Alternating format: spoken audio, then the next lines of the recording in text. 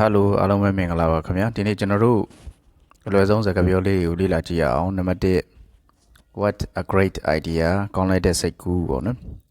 မင်းရဲ့စိတ်ကူးအရင်ကောင်းတယ် what a great idea နော်အဲ့အတိတ်ပဲကိုပြောတာနောက်တစ်ခု I like it very much ကျွန်တော်အဲ့ဒါအရင်ကြိုက်တယ်လို့ပြောတာပေါ့နော်နောက်တစ်ခု are you out of your mind မင်းစိတ်မှန်သေးရဲ့လားပေါ့နော်နောက်တစ်ခု where are you fromမင်းဘယ်ကနေလာတာလဲပေါ့နော် from ရန်ကုန်ပေါ့ရန်ကုန်ကနေလာတယ်ပေါ့နော် be my guest ငါကြွေးမယ်ငါတကာခံမယ်ဟုတ်နော်နောက်တစ်ခု what's the matter ဘာကိစ္စလဲပေါ့နော် now just a moment ခဏလေး now what do you want မင်းဘာလိုချင်လို့လဲ now what do you mean မင်းဘာဆိုလိုတာလဲပေါ့နော်နောက်တစ်ခု I know him ငါသူ့ကိုသိရပေါ့နော် know ဆိုတာသိတာကိုပြောတာနောက်တော့ I have an appointment ငါချိန်ထားလေးရှိတယ်ပေါ့နော်မတော်စရာရှိတယ်ချိန်ထားရှိတယ်ပေါ့နောက်တစ်ခု where do you live မင်းဘယ်မှာနေတာလဲ live ဆိုတာအခြေချနေတာကိုပြောတာနောက်တစ်ခု do you like to dance မင်းကရတာဝါသနာပါလားပေါ့နော်နောက်တစ်ခု what for ဘာအတွက်လဲပေါ့နော်နောက်တစ်ခု I wanna go home ငါအိမ်ပြန်ခြင်းပြီ I want to go home လို့လည်းပြောလို့ရတယ်နောက်တစ်ခု let's do it လောက်လိုက်ကြစို့ပေါ့နော်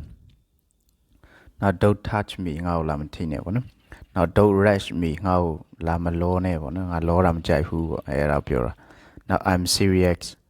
ငါတကယ်ပြောနေတာငါစနောက်နေတာမဟုတ်ဘူးအတီးပြောနေတာအဲ့ဒီအဓိပ္ပာယ်ကိုပြောတာနောက်တစ်ခု Jax you wait မင်းစောင့်ကြည့်နေလိုက်စမ်းပါလို့ပြောတာပေါ့နော်နောက်တစ်ခု I saw him ငါသူ့ကိုတွေ့လိုက်တယ်တဲ့ the other day ဆိုတာဟိုတနေ့ကတော့ငါသူ့ကိုတွေ့လိုက်သေးတယ်ပေါ့နော်အဲ့ဒါပြောတာနောက် I feel homesick ဆိုတော့အိမ်လွမ်းတာပေါ့အိမ်လွမ်းတာကိုI feel homesick လို့ပြောတယ်ပေါ့နော်နောက်တော့ I'm feeling better ငါနေပြန်ကောင်းလာပြီငါပြန်ကောင်းလာပြီနောက်တော့ I'm coming with you ငါမင်းနဲ့လိုက်ခဲ့မယ်ပေါ့နော်အဲ့ဒါကိုပြောတာ coming with you ဆိုတာနောက်တော့ any discount လေးရှိသေးလားပေါ့ရှော့မလားပေါ့အဲ့လိုပြောတာပေါ့အဲ့တော့ is it truth အဲ့ဒါမှန်သလားပေါ့နော်နောက်တစ်ခု I know you very well ငါမင်းကိုကောင်းကောင်းကိုသိတယ်လို့ပြောတာနောက် give it to me အဲ့ဒါငါ့ကိုပေး I don't understand ငါနားမလည်ဘူး now get out of my face ငါရှေ့ကနေထွက်သွားပေးပါလို့ပြောတာ now it is getting late နောက်ကျနေပြီ I'm out of here ငါသွားရမယ်ပေါ့နော် I have to go တူတူပဲ now keep quiet တိတ်နေပါလို့ပြောတာ now not at all ရတယ်ကိစ္စမရှိဘူးပေါ့နော် now I don't like ဆိုမကြိုက်ဘူးလို့ပြောတာ this one ဒီတခုငါ I don't like ပေါ့နော်မကြိုက်ဘူးပေါ့remember me to your family